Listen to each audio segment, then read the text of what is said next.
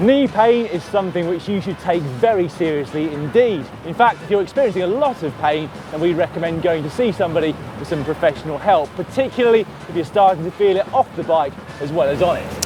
However, if you're only in slight discomfort from time to time, or more importantly, you want to prevent knee pain from happening in the future, then here are some tips. The first place you should start is by looking at your saddle height and position. Now, get it too high or too low, and you'll be putting considerable extra strain on your knees. Now, talk to a fellow cyclist, and with one look, they should be able to tell you if there are any glaring errors in your position. But you can, of course, do it yourself as well. Yeah, basically, when your foot is at the bottom of the pedal stroke, your knee should be still slightly bent. And a good way to test this is to unclip both feet and start pedaling with your heels. If you find that you can't quite reach the pedals when you're at the bottom of the stroke, well, basically your saddle's probably a little bit too high. If on the other hand it's very easy to pedal like this and your leg's still bent, it's probably too low. Ideally, it should be pretty much straight and locked out, your heel down like this. Now, another way of reducing pressure on your knees is to increase your cadence.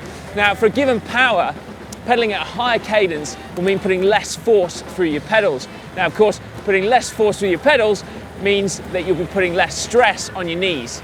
By a high cadence, we basically mean over 90 revs per minute.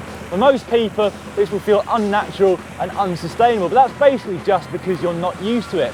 Spend a few weeks concentrating on pedaling faster, and that will train your body and your mind, and you'll be quite surprised at how quickly it begins to feel very normal.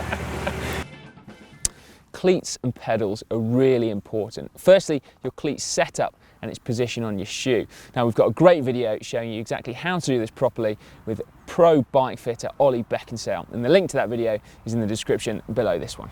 And the type of cleat which you select is also really important. Most pedal brands will offer a different range, normally in different colours, varying from 0 degrees of float, where your foot is effectively locked in one position, up to around 10. Speedplay, on the other hand, well, their cleats allow the user to adjust the amount of float to pretty much as much or as little as they want. And certain people who've experienced knee problems have found that freedom really, really helpful.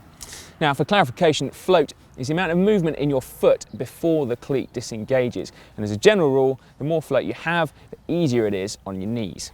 It's worth bearing in mind as well that your body, and in particular your knees, will have got very used to the riding position of your current setup over the previous weeks, months or even years. So if you're going to change any of these, i.e. your shoes, your pedals or your cleats, well, it's worth really taking some time to get that position right, and don't be going out the following day and doing a really long ride.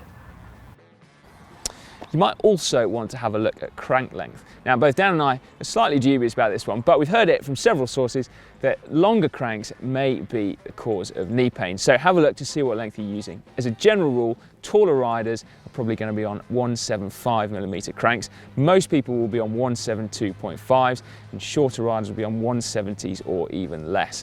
Now, before splashing the cash and investing in shorter cranks to see whether that solves your knee pain, we'd suggest trying to borrow a set first.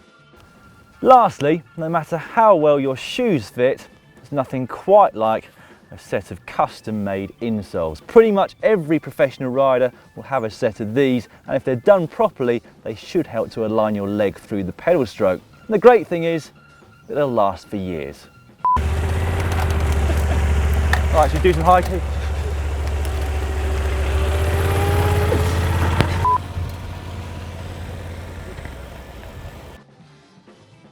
About the 90 degrees.